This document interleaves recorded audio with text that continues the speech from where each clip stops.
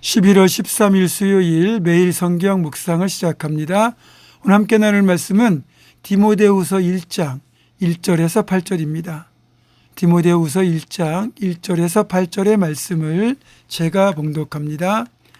하나님의 뜻으로 말미암아 그리스도 예수 안에 있는 생명의 약속대로 그리스도 예수의 사도된 바울은 사랑하는 아들 디모데에게 편지하노니 하나님 아버지와 그리스도 예수 우리 주께로부터 은혜와 긍휼과 평강이 내게 있을지어다.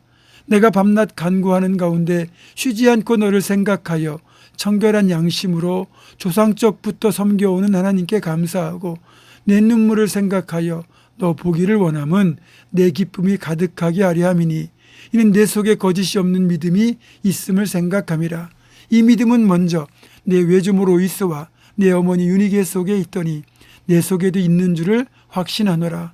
그러므로 내가 나의 안수함으로 내 속에 있는 하나님의 은사를 다시 부릴 듯 있게 하기 위하여 너로 생각하게 하노니 하나님이 우리에게 주신 것은 두려워하는 마음이 아니요 오직 능력과 사랑과 절제하는 마음이니 그러므로 너는 내가 우리 주를 증언함과 또는 주를 위하여 갇힌 자 된 나를 부끄러워하지 말고 오직 하나님의 능력을 따라 복음과 함께 고난을 받으라. 아멘.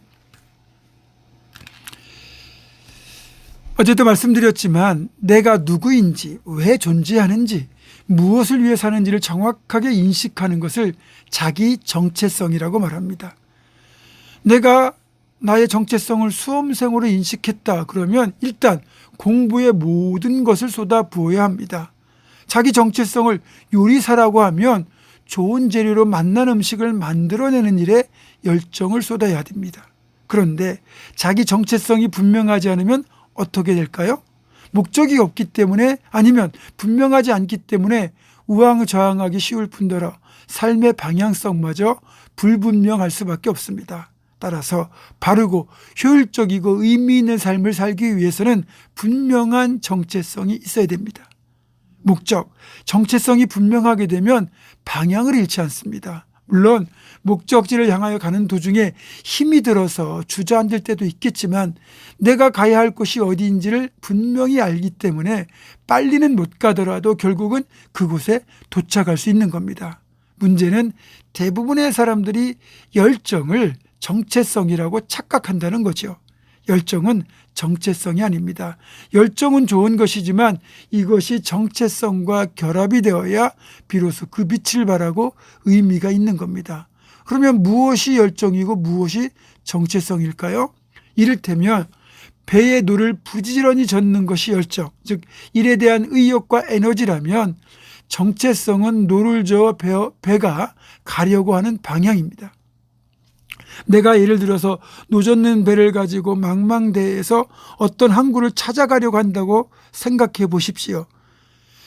배가 향하는 방향이 잘못되면 열심을 내면 낼수록 더 위험해요. 무작정 노를 빨리 젓기만 하면 뭐합니까? 방향이 잘못되었기 때문에 내가 가려고 하는 목적지에서 더 빨리, 더 많이 멀어집니다.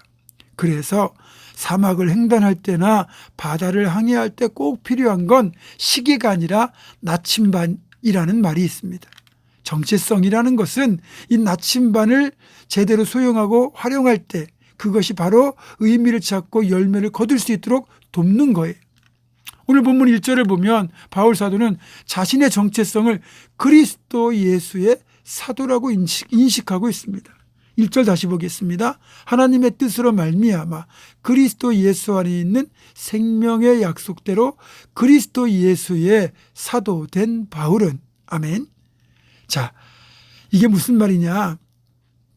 바울의 정체성은 하나님의 뜻을 따라 세우심을 입은 그리스도의 사도라는 것이었습니다. 물론 바울 사도의 정체성은 스스로 그렇게 인식했다기보다는 주님으로부터 받은 사명이 그의 삶의 이유, 존재의 목적, 정체성으로 확립된 것이고 바울 사도는 하늘의 부르심을 받는 날까지 단 한순간도 이 정체성을 잊지 않았습니다. 사도라는 정체성이 분명했기에 바울 사도는 우리가 알고 있는 그 모진 환난과 고난을 겪으면서도 복음을 전하는 일을 포기하지 않았고 그 일을 위해 직접 주님으로부터 부르심을 받은 사도라는 자부심을 늘 가지고 있었고 틈만 나면 설교와 편지와 가르침으로 제자들을 세우고 성도들을 양육하는 일까지 힘썼던 겁니다.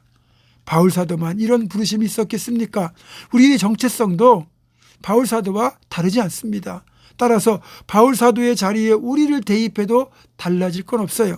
우리 역시 복음을 위하여 그리스도께서 우리를 부르시고 제자로 세우셨기 때문입니다.